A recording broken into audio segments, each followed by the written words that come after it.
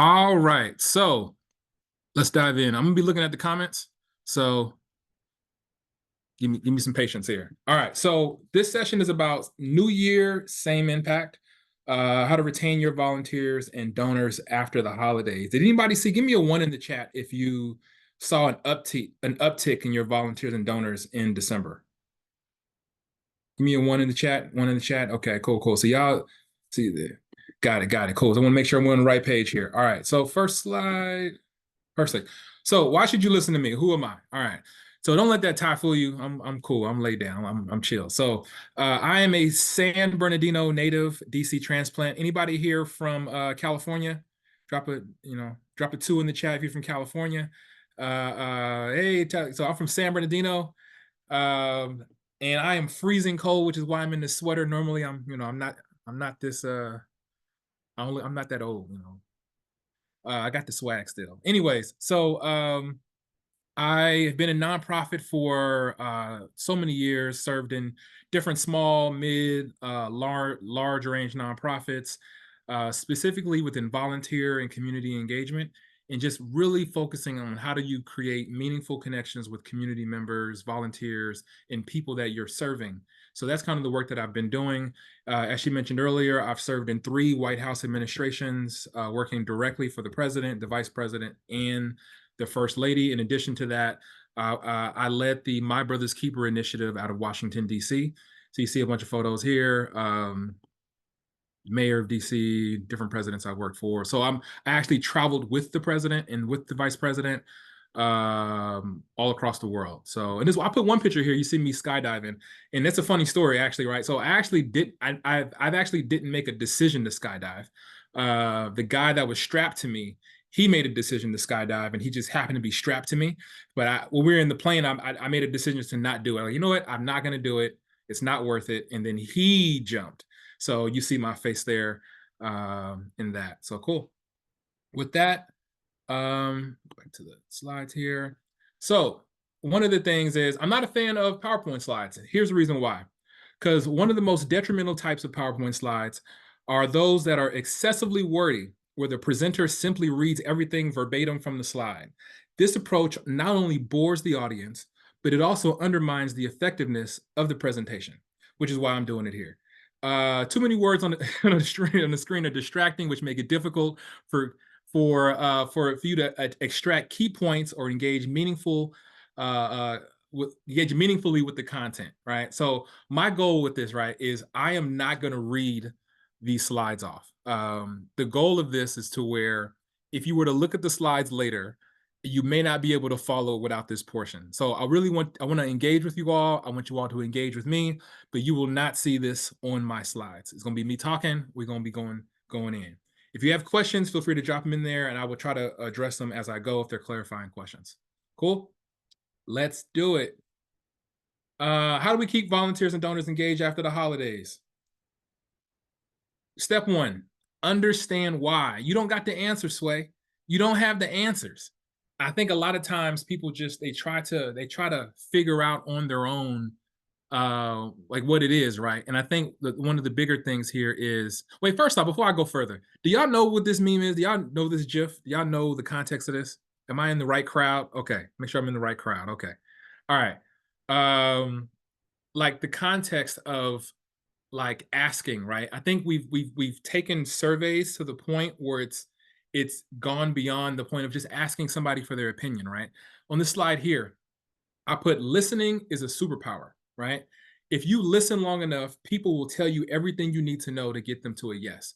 People are very comfortable giving you their opinion, but they don't want to take a survey, right? So anybody know what this movie's from?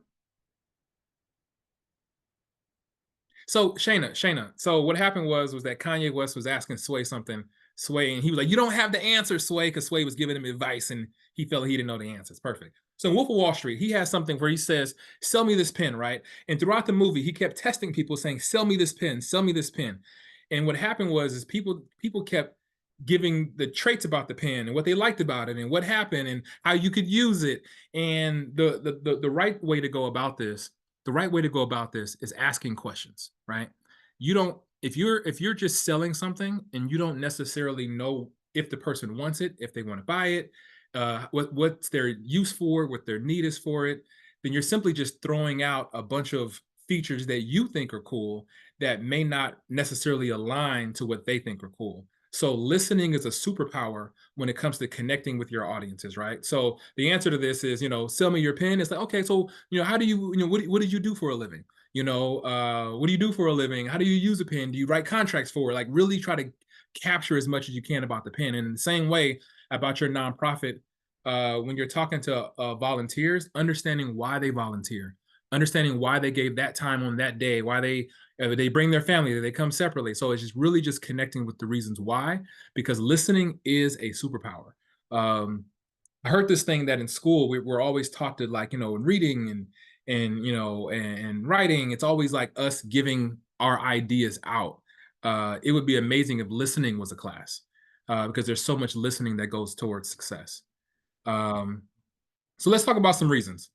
What are some reasons you all think that people only volunteer or donate during the holiday season? What do you think? Drop it in the chat. Drop it in the chat. Guilt. That's a good one. 'Tis the season, of course. Guilt, momentum, feeling obligated, taxes, feeling good, tradition. Perfect, perfect. These are some good ones. I wrote down a few, right? Again, we're still speculating because we haven't asked, and I think every audience is different, every nonprofit is different. Season of giving. So, family traditions. Might say that one. Honoring a loved one, teaching children about generosity, helping those that are less fortunate, free time. When it's just free time during the holidays, right? I see procrastination. We want to do it all year. That's good. Um, Holiday specific events and activities. There are some nonprofits that give out Christmas trees, and they want to do that thing that's tied to that. That one is religious duty, and of course the tax benefit. However, the focus is asking them why, right? Is being intentional about not making an overcomplicated survey to know why they're giving their time. I've volunteered. I mean, I'm sorry. I've led volunteers. I think the highest organization that had the most volunteer was 24,000 volunteers. And we had about anywhere between 80 to 150 every single day. Yeah, you can get the slides afterwards. I doubt they'll be helpful, but you'll get the slides after.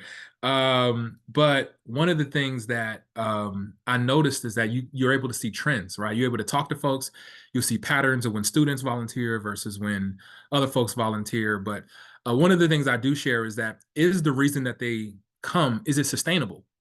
Is it a sustainable reason, right? Like, so the season of giving, like I have an observance calendar, I'm happy to share with you all. There's an observance calendar, and that observance calendar, you can look at every single month, and there is a reason to give in every single month, that you can tie giving to. It may not be for every single audience, but there's something in every single month for reasons to give. Let's go to the next slide here. So I want to talk about who our volunteers are before we get into the 5 reasons here. I'm going to ask you all some questions. I'm going to ask you to all drop it in. Who are these? This data is provided by CNCS and the Bureau of Labor Statistics. Who volunteers more, men or women? What do y'all think? Men or women? Who volunteers more, men or women? Can I get one person to say a man? Come on now. Nobody? Okay, yeah, women. Women is right. Women volunteer more than men do. What about this one? This is 3. Who volunteers more? People that are full-time, people that are part-time, and those that are unemployed. What do you think? Part-time, unemployed, part-time, full-time, full, unemployed, retired, unemployed. Out of this 3, full-time volunteers more than part-time and unemployed. What about married and single? Married or single? Married, single, both. Yeah, you can't pick both. It's one or the other. So the answer here is married. People that are married volunteer more than people that are single. What about people that have kids under the age of 18 versus people without kids? So with kids, as under 18, under kids. Most of y'all got that? Yep. People with children under the age of 10 will volunteer more than people without kids completely. What about higher salary earners versus lower salary earners? We ain't at the college yet. Higher, higher, lower, lower, higher, higher, lower. This is mixed. Higher. Higher salary earners tend to volunteer more than lower salary earners. College educated or non-college educated? College or non-college? College, college, college. A lot of college. Susan, you got it. Gail got it. Constance, of course. No boasting. Linda, college. Yep. Answer here is college educated. College educated people volunteer more than people that are not college educated. How about this? Seniors or young adults? Seniors and young adults. Let's see. Seniors, seniors. This one's tricky. This is a trick one. This is a trick one. So seniors, so young adults volunteer more than seniors, right? So they volunteer more, like more of them do it. However, one senior will tend to outwork multiple young adults, right? So a senior will put in more hours, but more young adults will do it. And then this is mainly, I believe, my theory is mainly because of a lot of schools have the mandatory to graduate. You have to hit a certain amount of hours. So kids across the country are putting in ridiculous hours versus seniors who are doing it on their free time. But seniors will put in hours, way more hours than 5, 10, 10 young adults in the same year. What about this one? All right, people who will people volunteer at the same organization or they volunteer at different organizations? Same, different. See, Maggie says same. Sandra says different. Pam, see, Judy says same. Melinda different. Debbie different. So the majority of people that volunteer will volunteer at the same organization over and over and over again. Over and over again. What is the most popular volunteer activity? Serving food, walks, passing out, runs, food bank, food bank. Yeah, so the most popular activity, most of you all got it, is around food. Most popular activity, volunteer activities around food, and this is the one that this who let's see who gets this one. I have a $27. It's a product that I have on sale for $27 for today, but usually it's a lot more. I'll give it out for free. Whoever gets this one. The number one reason people volunteer. What is the number one reason? Let me see here. Willow got it. I see Willow was the first one. Anybody get it before Willow? Because they're asked. According to the data, people volunteer. The number one reason is because they're asked to volunteer. That's the number one reason. Simple as that. Simple as that. Willow, shoot me a note. Let me drop my stuff in the chat here. Jason at bluegoose.co. People ask me why I named my company Blue Goose. Blue Goose is the name. So the president has two podiums. One is called a Falcon, one is called a Blue Goose. So I've traveled around the world with the Blue Goose podium. So I named my company after the podium that I've traveled with, kind of a head nod to my previous experience. So that's why it's at Blue Goose. It's excellence, and it's one of those things. Quick fact: name of my family car as a kid. Who car was that? All right. Let me go back to my slides here. So this here is we talked about knowing our volunteer. And real quick, what did you learn about, going back to this slide, what did you learn about this? Like what's something you took away from this? Ask. Yep, you got to ask. Ask for the money, ask for the volunteers, ask more. Yep. So another thing is busy people volunteer. People that are married, work full time, have kids, which means they're probably mothers. And people that tend to be the busiest tend to be busy for a reason. And so busy people volunteer. I think sometimes people go after those that they think that have time, but statistically speaking, I don't know why men don't volunteer more. I don't know. I have no idea. But people that are busy tend to volunteer. So don't be afraid to ask. Yep, that's right. Ask somebody who's busy. Leslie, thank you for that. So this right here is we're going to talk about I really want us to understand who our volunteer is.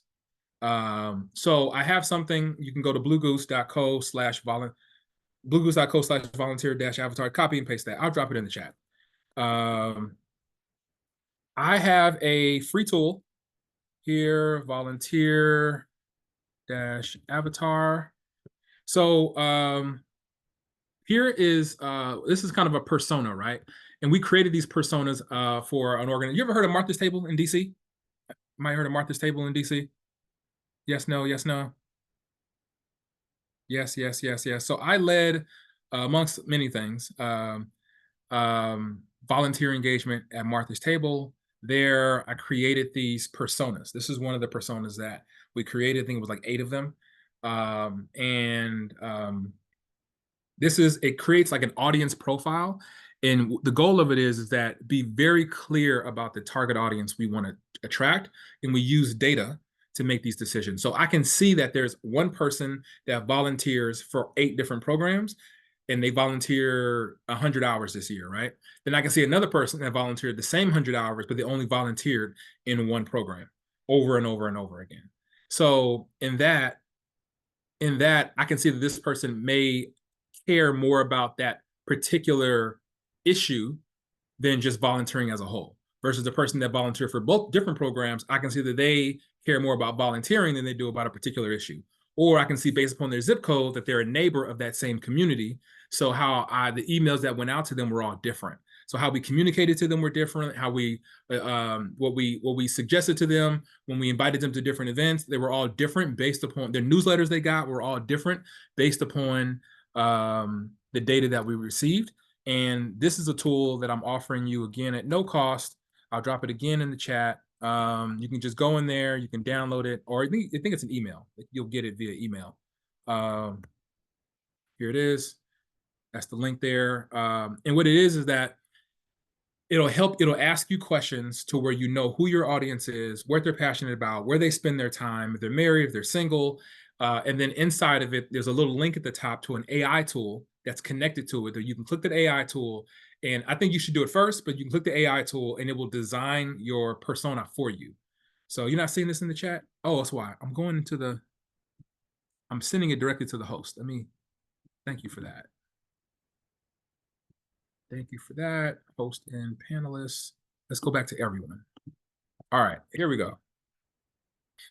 There it is. Okay, so it'll design, the AI tool completely design your avatar for you. You throw a photo on there, and then as you're starting to think about how you are attracting these folks, you'll know a little bit more about them. So that's a little bit more helpful. And again, completely free. Let's see here. What's next on this slide? So we're talking about volunteers and donors. Let's talk about why. I think a lot of times people get volunteers simply because not working. Here, go to this, bluegoose.co. I'm not sure why it worked for me, but this is the main website. You go to there, you click on the template, the avatar, it should pop right up. But when a lot of people get volunteers simply because of capacity, right? They're like, oh, let's get some volunteers to help us out with what we do. But there are a lot of different reasons to get volunteers, right? And maybe you're wearing too many hats. Anybody wearing too many hats? Somebody drop a 1 in the chat if you're wearing too many hats. If you do more than 2 things, you're wearing too many hats. 1, 1, 1, 1, 1, 1, 1, 1, 1, right? Some of this can be solved by building systems, which we can talk about another day, but hat rack, that's funny. Staff burnout, a lack of time. Sometimes it's diversity, equity, and inclusion. Sometimes it's building capacity for your expertise, partnership development. One of the things is like having an engaged board, pulling your board members from your volunteers. Sometimes it's just awareness about your programming. Sometimes it's funding purposes. I'm happy to show you how to do that. Volunteer recruitment efforts, community engagement. Sometimes it's marketing and outreach. And I'll give you an example of one of these things here. If anybody's ever donated at, let's go back to Martha's Table, right? They have a program there where you have to come in and you chop vegetables, right?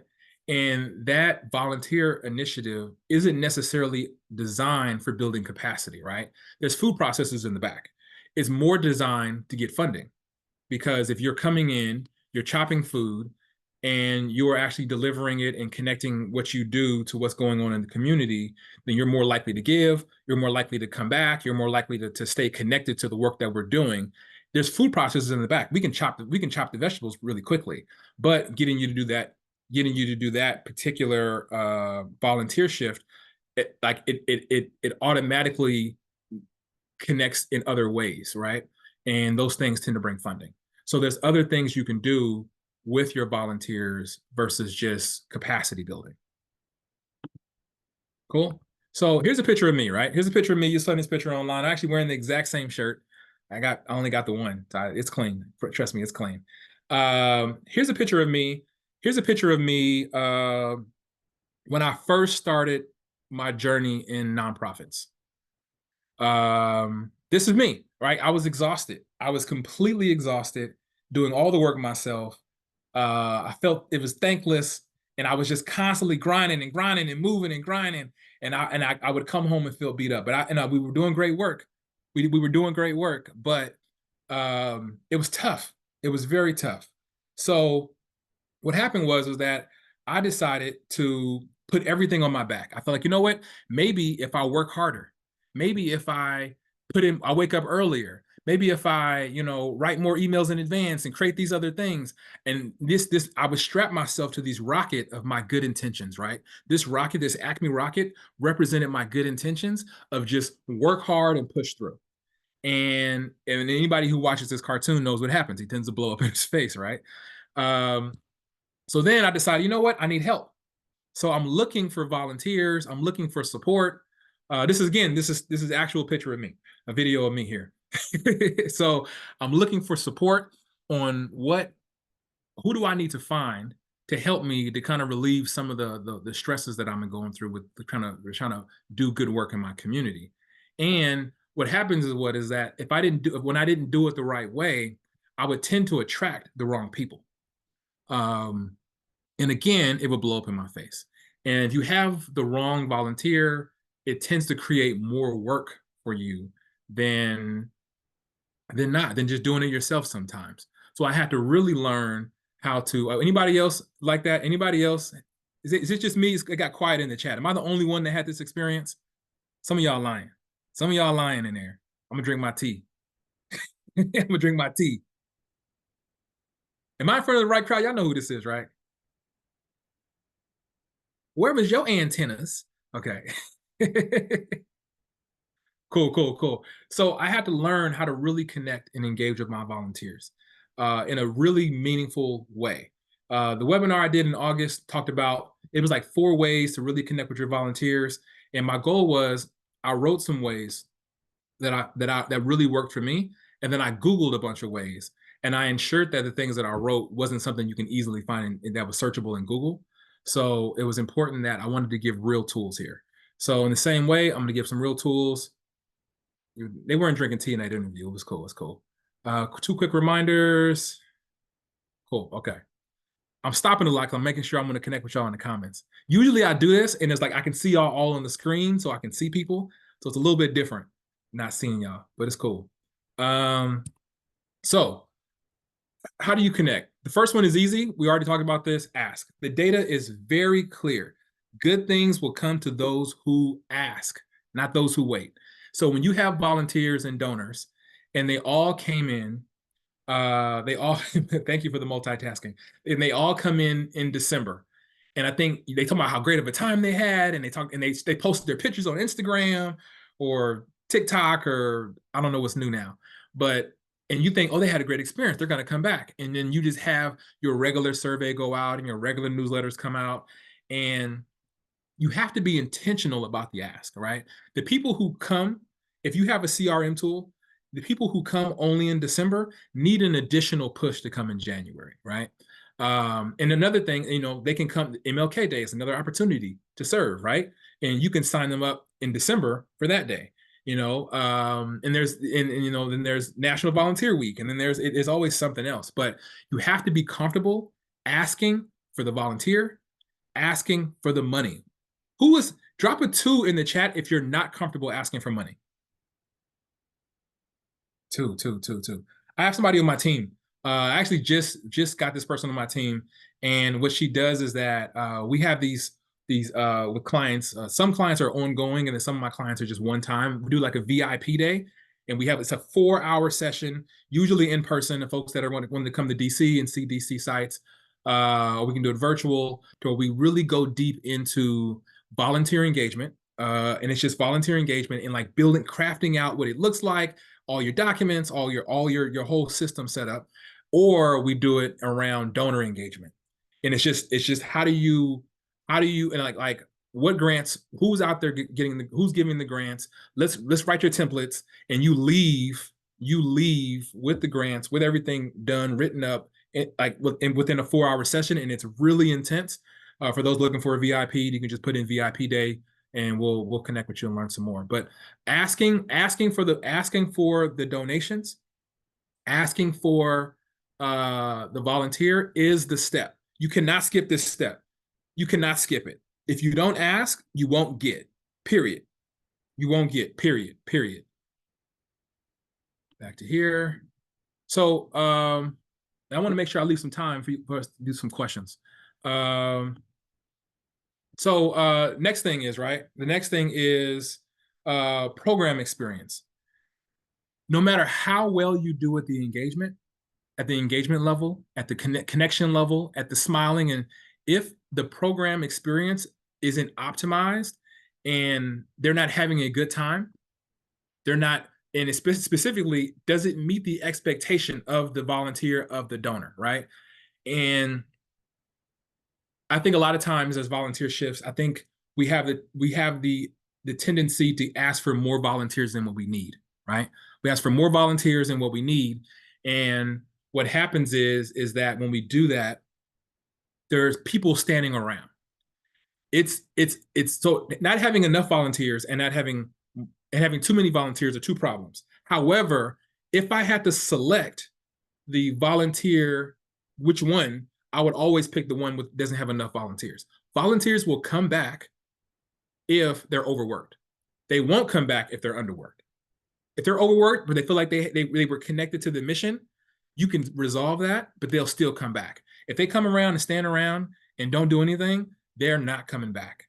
So because their expectation was to make a difference and they didn't feel like it did, right?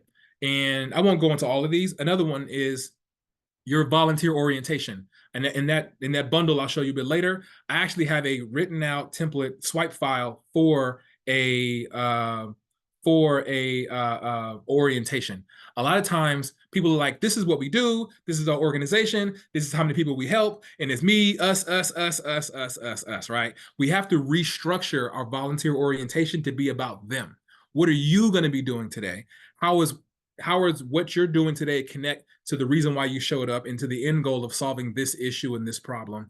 Like, really connect how you're orienting your volunteers around the reason that they showed up. You got to connect in their minds that I showed up today, I gave 4 hours of my time, and I made a difference. And you don't make a difference by we. You make a difference by, hey, because you cut up these onions, we were in these vegetables, we were able to feed 350 people today. 350 people got to eat that would not have gotten to eat have you not show up today. Like, those are things that, like, oh, wow, I actually did something that made a difference. So those things are like, so that program experience and ensuring that there's, volunteers are doing roles that they enjoy, that they're matched to their skill set. And for donors, it's transparency, right? Transparency. I know some of y'all are the executive directors and y'all the chair of the board. Like, are you transparent about that, right? Like, really being intentional about like where you're spending your money, how you're spending your money. I'm not a fan of people not getting paid in nonprofits. That's a different conversation for a different day. I think that leads to inequitable work, and you don't necessarily get a lot of diversity because they can't afford to get take a lower pay cut to do the good work. So I believe in paying yourself. I believe in paying your employees what they are worth, but being transparent in doing so, and the reason why. All right, I gotta. This is the thing right here. I'm gonna again, you can find this at www.bluegoose.co. I'm gonna give this out to somebody for free. So in this, this is a fast track impact. These 12 documents and all the editable files are in this document. I've written them all by hand, things that I've actually given out to clients. This is an observance calendar, a volunteer onboarding checklist. There is a volunteer feedback action. Like there's so much in here, right? There's a recognition guide. There's it's so much in here, right? And yep, I'll go into that. So there's a lot in here about and I have it for $27. Now for those that have come to my previous sessions, this does go away. So it's $27 usually about like a week or so, then I take it away. So this is something that I'm going to give out right now. Can anybody tell me what this next graph is? It's going to be a hard one. What is this? You might know what this is? Sarah, come on, Sarah. That was quick. How do you look at a pyramid, a rainbow pyramid, and know exactly what it is? Okay, yep. Sarah got it. So Sarah, shoot me an email. I will send you the donor guide. I will send this over to you at bluegoose.co. Cool. Perfect. Sarah got it. This is Maslow's hierarchy of needs, and it is a theory of human motivation, right? We're not reinventing the wheel. Are the documents in the volunteer packet printable for $27? Yes, they're all. So in addition, they're all printable.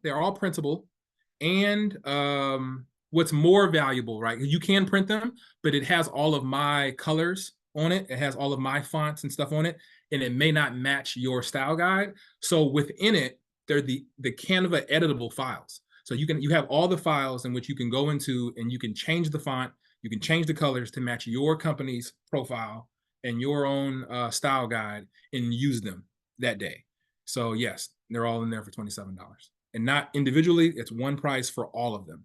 And again, it was just for $250 yesterday. I did another sale, but typically when I talk to clients, it's about $1,200 to get all of these things because it's completely done for you and you can just start. So back to this. I'm not going to go into the bottom two here because we're not going to talk about those two, but let's talk about the top three, right? And this stuff works for, you can go to bluegoose.co and you'll see the fast track template. You'll see it in there. Go in there, hit the button, and get it there. For those that won, I think it was Sarah and Willard. You can just shoot me a note and I'll send it over to you. And again, so one of the things that I do, right? I used to give them out for free, right? Willow. I used to give them out for free. And what happened was I would see people not use them. I did a couple webinars where I gave it for free and people didn't use it. So I learned that when people pay for something, they use it.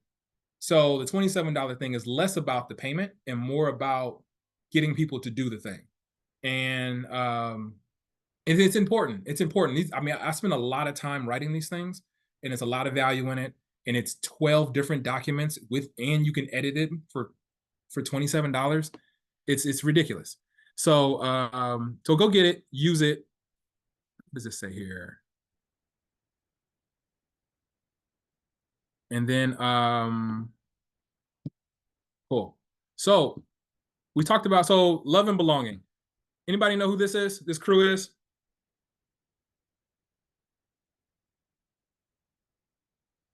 Okay, this is what I'm gonna ask you. Let's get our Bonterra marketing person back up here. Do you know the song? Anybody know the song? How's it go? Sometimes you just wanna go. Nobody? I don't know this one. You don't know the song? I don't. You're really dating yourself here. Apologies. Where everybody knows your name. Dun, dun, dun, dun. Got you. So love and belonging, right? So it's important that you create in your within volunteering. We'll get into donorships. Within volunteering, that there's a sense of belonging. A sense of belonging is so important because Y'all still singing the song? Y'all still singing the song? A sense of belonging, because, and not just to the organization, but to each other. Sometimes people will show up to see their friends and connect with people that they met. It's so important that it's not just like, it's not it's not like, it's not a like it's not just that they come in, they do this job, and then they leave. Like, it has to be really transformational and not transactional around the type of work that they do, right? Be intentional about that belongingness. The next one here is esteem, right? um, Respect, status, recognition, self-esteem, right? So you ever see these buildings that have people's names on them, right? um, both volunteers and donors. One of the things I would do, I would get the most amount of funding. Most amount of, like, we would do fundraising events. I had this thing called a volunteer of the week, and then I had one called a star of the week. And I would do a post about a particular volunteer or a particular person that's in the community doing great things. And we made it off of Canva, and we shared those things, right? We shared it. And those things, in those days, we made the most amount of funding. People were like, congratulations, it was in the church bulletin, this person was recognized for this, for this star of the week from this organization that we've never even heard of before. But then that day, donations were piling in, not only because I was sharing it, but because the person now had ownership over it and they were sharing it. And then their moms was sharing it, and then their cousin was sharing it, and their sister was sharing it, in their church and in their job. And it landed in so many more places because so many more people shared it, because it wasn't about the organization, it was about the person. So finding ways to recognize volunteers, recognize our donors, right? I see people that get donations that come in December, right? And they're not doing the same. They're doing the same level of stewardship that they do for donors that come in I don't know, May, right? But the donor that's given to you in December, the donor that's coming to you in December is donating for a different reason. And the reason that they have is not sustainable to get them to donate again in January, right? So you have to then pivot to find other opportunities in which you can get them to, because what it is that they donated because they had to donate for taxes, but they didn't have to donate to you. They didn't have to donate to you. They could have donated anywhere, right? And in some of the organizations, is it even easy to accept the donation? I don't know. But on your actual, somebody donated to you versus this other organization for their taxes, then they have somewhat of affinity to what you're doing. So it may be a phone call, it may be a board member reaching out, it may be a personalized email. It can't be the exact same thing you do in May that you do in December if you have no, we didn't switch. We on the same tip. Come on, Sharon. um so it's not so it can be it's with donors and volunteers, right? You can't do the same thing you did in May in December, because the reason that they're coming in December is for a different reason, and it's not sustainable as a person that's coming in May. You have to do a little bit more in December, whether that be calling them out, doing shout outs, phone calls, not putting them in your automation emails, but actually reaching out. The CEO saying, "Hey, I saw that you get like an actual personalized email that you saw." Like, those are things that, and getting them to, if you have a donor, getting them to volunteer is important, right? And if you have a volunteer, getting them to donate. But like, there's other, but ensuring that they know if they know, like, hey, we need this thing. Can you help us with this thing? People are really inclined to in-kind donations, or they're really inclined to help out and support a particular thing. You may be able but you have, I think ultimately you have to find a way to engage them differently than you did in November and in October. And lastly, it's, what was your question here? CEOs, board members to reach out to VS at development staff. VS, what is VS? Volunteers?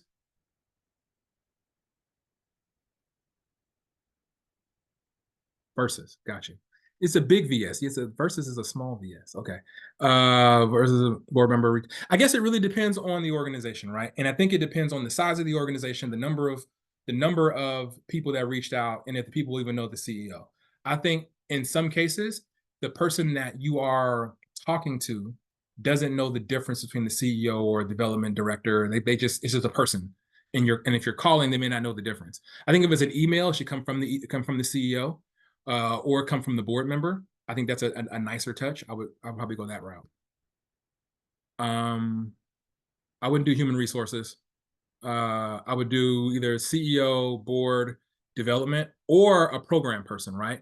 If it's a program person and that program person has a story, like, hey, you know, I work in this, even a lower level person, but they're like a volunteer. I wouldn't say a volunteer coordinator. I would say like the person who works on the ground with the people that you're trying to serve. And they're like, hey, I do this 9 to 5, and this is what I see, and this is the story that I have. And what you did, it really touched me because it actually allowed me to do this for these people. Like, it has to be meaningful, right? I would focus less on who it comes from and more on what you're saying, the story you're telling in that. So I wouldn't do the executive assistant. I would do somebody that is really connected to the mission, or a board member or a CEO, right? Or somebody that is really connected to the work, right? The engagement coordinator, if they're connected to the people and they're like, hey, I spoke with Miss Jones on Friday and she had this story. I mean, you don't got to say people's names, of course, but and had this story. And, because of your efforts, we'll be able to help more Miss Joneses, right? That really means something and gets me to say, come again, right? Thanking people to where it doesn't look like it's a blanketed email, to where it's not like, okay, you ought to get an automatic thank you message, but an actual, like in December, you want to get people to continue, you have to be specific about that level of engagement, right? You have to do more. If you want more, you got to do more. You got to do more, and you can't have these bots asking for you. You got to make their emails, and you got to send them out. You got to personalize them, and you got to do it. And it may take you 2 hours a day from January to, if y'all want to get additional resources, connect with me. Hit yes, please. You gotta really, you gotta really do that. So let's see. So here is, I'll be really brief on this one. Desire to accomplish everything. Some people have the desire to just want to do as best as they can. So really tapping into that, is the next thing there. So cool. I want to make sure I get some time for questions, but next step, free volunteer avatar. Get that. It's free. It's super easy. Use the AI tool. It'll do it for you. Next thing is the swipe files, $27 for, I'll make it for like a week. 12 files plus the editable Canva files. Rebrand the entire thing with your, and then last, if you would like to book a call with me, I have for VIP day, you can go into, you see, bluegoose.co, put it in here again. Go in there, book a call. It's the first button on the page. It's book a call, learn more about a VIP day.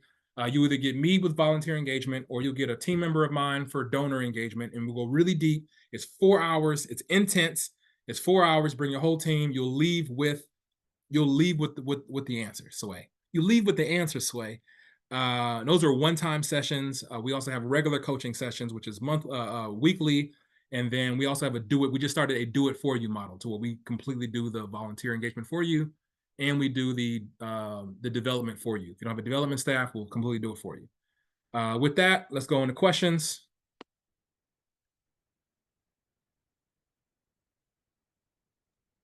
Alrighty, awesome. Thank you so much, Jason. Again, if you'd like to hear from Jason, follow-up questions, anything of the sort, please just put yes, please, or no thanks on the poll that is up right now.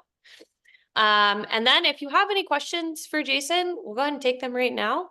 You can either add them to the Q&A or in the chat here. Thank you everyone for joining us. Jason, you are wonderful. It is so entertaining. The chat was lively. This was a really great presentation. So thank you for sharing. Oh, yep. Let me see here. This is what you're asking for here. I see Brandy. These are all the files here. You can see all these files, Brandy, if you go to my website. It's just bluegoose.co. You'll see all those files there. We do have a good question here. Sorry, Jason. From Mhm. Judy, that says, any ideas on how to break down advocacy work into achievable bites? Thanks. What kind of advocacy is it? And where are you located?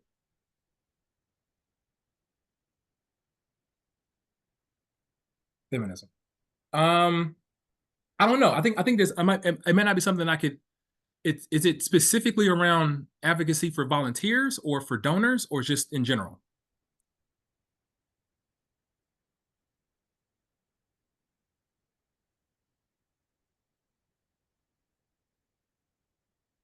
Yeah, that would be more of like a program question, right? So I think programmatically, we can have a different conversation about programs. I don't know enough about the organization and what you all do and like the city and what's happening. I would say first, it's always typically to see what's on. I think if you're in a new space, you don't want to just go and start doing. You want to make sure you connect with those that are already doing the work, because sometimes it may be easier to just partner with somebody else who's doing it versus starting something new.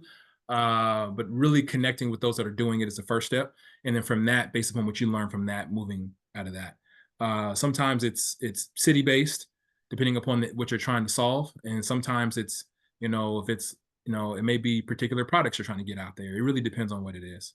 I don't think it's a one style answer. Jason, we have a few more in the Q&A. Mhm. So Heather asks, is there more information specifically geared to donors rather than volunteers? Yes. So the donors piece is my team member. Um, if you shoot. What we will do is book a call with me, and we'll talk more with her about the donors piece. She's amazing, and she's very particular on how to engage donors. This one was kind of I'm more volunteer, she's more donors, so this was both, but it was more on the volunteer side.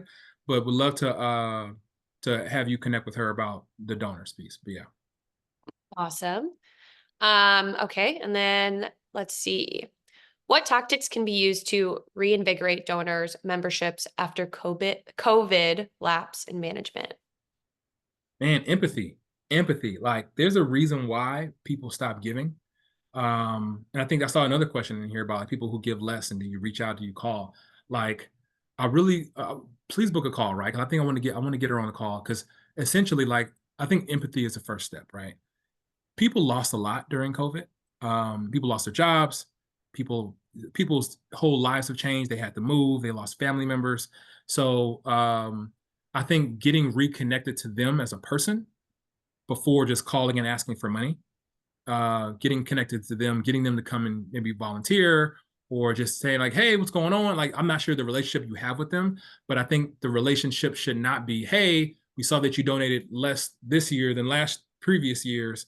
Here's write a check." It's really about empathy and making those connections. Awesome. Thank you so much, Jason. Yeah. Let's see. Okay, we have a question from Nicole. Donor retention. How is it similar or different to volunteers?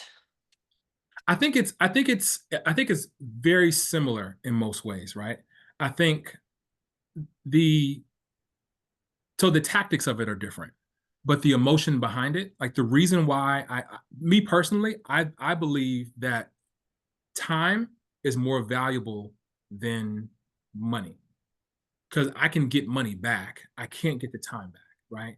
So, like, I learned this thing, and I went to school for marketing, and I learned this thing around like you learn that Pepsi and Coca Cola are competitors, and you learn that Disney and Universal are competitors. But I learned in I remember in this class years ago. I'm super old now, but I learned that Disney and Coca-Cola are competitors, right? Or this restaurant around the corner and a flight could be competitor, right? Because at the end of the day, I have a dollar and I'm trading it for happiness. I'm trading it for joy.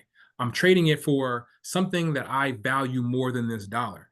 And in the same way, time or money, you're trading that for something else.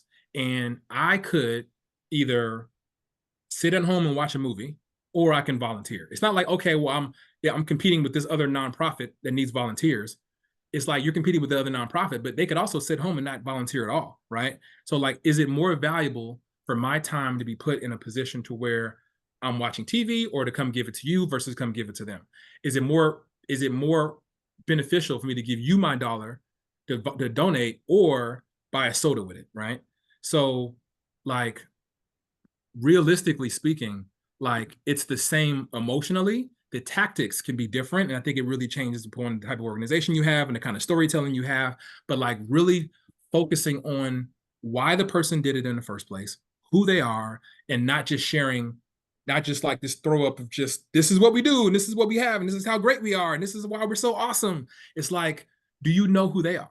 Do you know why they gave? I give, my brother passed away, right? He dealt with a lot of issues around custody. So I'm on a board of a nonprofit in DC, and I give, before I was on the board to it, I gave because they do a lot of things around custody issues that would have helped my brother out a lot. So I give in honor of my brother, right? Now, if they're just like, hey, give, but like that's something to know, right? Because now I know the executive director, and she's like, hey, and she's asking me about my nieces and nephews and how things are going. Like it's a different conversation. So I'm not. I used to give for this reason. Now I'm giving for because I'm just connected to the organization and I'm just connected to what they're doing and I'm connected to there's another reason why I'm connecting. So I think mentally, yes, but the tactics, no. And I I would have, love to, and I would really love to if you all want to do a call with me, book a call and put in the notes if it's for donors specifically, because I can ask her to join the call. that's awesome. I have two more quick questions for you. Excuse me, we have 3 minutes left. Any advice for political campaigns doing phone banking? So few answer now compared to 8 years ago. Well, I guess the question is around political, like to get volunteers to do phone banking. I think, I Yeah, believe so. I think But it's the same. you know It's the what? same. We can Yeah, add this to okay. the email we send out with the recording, so you'll be able to answer this, and we can include that. Yeah, Uh, yeah, yeah. Last one, though. I've always felt I should think without another ask. I'll contact separately for another ask. How do you feel about that? Yeah, there's a book called by Gary Vaynerchuk called Jab, Jab, Jab, Right Hook. And it talks about the importance of not just ask, but the jabs are providing value, right? And then he's of course, in a marketing world where he's providing value around this is what we know, this is how you do X, Y, and Z. But the value here could be this is what you're doing.